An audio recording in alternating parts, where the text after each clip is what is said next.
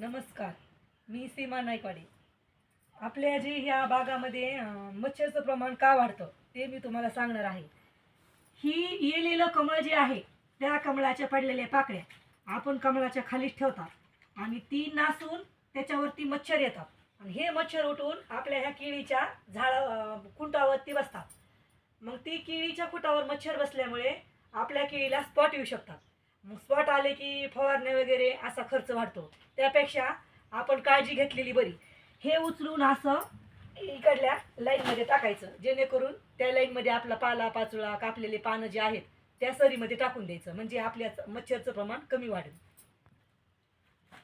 नंतर ह्या अशा उचलून टाकलेल्या ज्या पाकळ्या आहेत त्या अशा या पाला पाचोळा टाकलेल्या सरीत टाकून द्यायच्या आणि नंतर ही जी सरी आहे त्या सरीमध्ये असा पाचोळा टाकून दिलेला आहे का, याच्यावरती आपल्याला कीटकनाशकाची आणि मच्छरची फवारणी घेता येते.